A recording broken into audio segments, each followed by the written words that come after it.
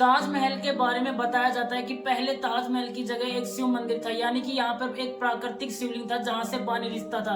हाँ जी दोस्तों, और यह भी दावा किया जाता है कि ताजमहल में आज भी कई कमरे ऐसे हैं जिनको आज भी पर्यटकों के लिए बंद कर रखा है, और उनमें बताया जाता है कि इन कमरों में हिंदू देवी देवताओं की मूर्तियां और हिंदू धर्म से जुड़ी हुई कई किताबें होने का दावा किया जाता है। तो आइए दोस्तों जानते हैं आखिर ताजमहल का सच क्या है। वीडियो को करते हैं शुरू।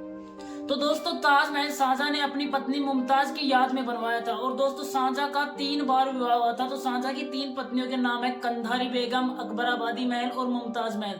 तो दोस्तों मुमताज महल का असली नाम है अर्जुमंद बानो, और दोस्तों सबसे ज्यादा प्रेम शाहजहां अपनी मुमताज से करते थे, और इन तीनों रानियों में से किसी भी रानी की कोई संतान नहीं थी। लेकिन दोस्तों मुमताज के 14 संतान थी, और 14वीं संतान को जन्म देते हुए दोस्तों बहुत से इतिहासकारों का मानना है कि मुमताज बेगम की जो मृत्यु हुई थी वो आगरा के ताजमहल में हुई थी, और आगरा के ताजमहल में उन्हें दफनाया गया था। लेकिन दोस्तों यह बात बिल्कुल गलत है, क्योंकि दोस्तों मुमताज महल की जो मृत्यु हुई थी वह 16 जून 1631 को बरहानपुर में हुई थी।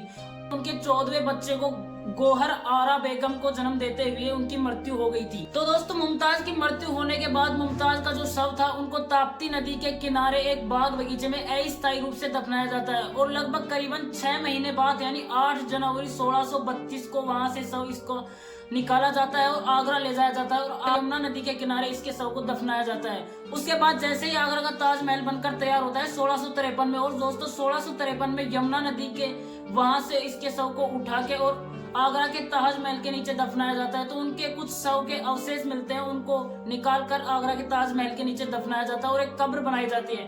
तो दोस्तों इसलिए कहा जाता है कि आगरा का जो ताजमहल था उसमें मुमताज का जो तीसरे बार शव दावा जाता है यानी दफनाया जाता है, यानी कि मुमताज का 3 बार शव दफनाया गया था, और दोस्तों फिर उनके ऊपर आगरा के ताजमहल में कब्र बनाई गई थी। तो ये था मुमताज का सच, और इसलिए इसको माना जाता है कि आगरा के ताजमहल को मुमताज की यादगार में बनाया था।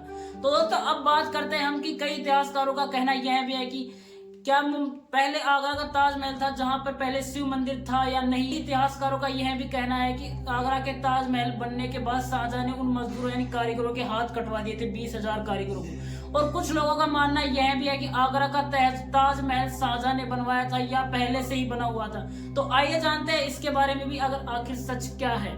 तो दोस्तों बात करते हैं कि क्या 20,000 कारीगरों के हाथ कटवा दिए गए थे। तो दोस्तों 2017 में द टाइम्स ऑफ इंडिया में बताया जाता है कि कई रिपोर्टों को खारिज किया गया था, जिसमें यह रिपोर्ट भी शामिल थी कि मजदूरों के हाथ कटवा दिए गए थे या नहीं कटवा दिए गए थे। लेकिन दोस्तों इसका कोई सच्चा सबूत या सच्चा प्रमाण नहीं मिल पाया था।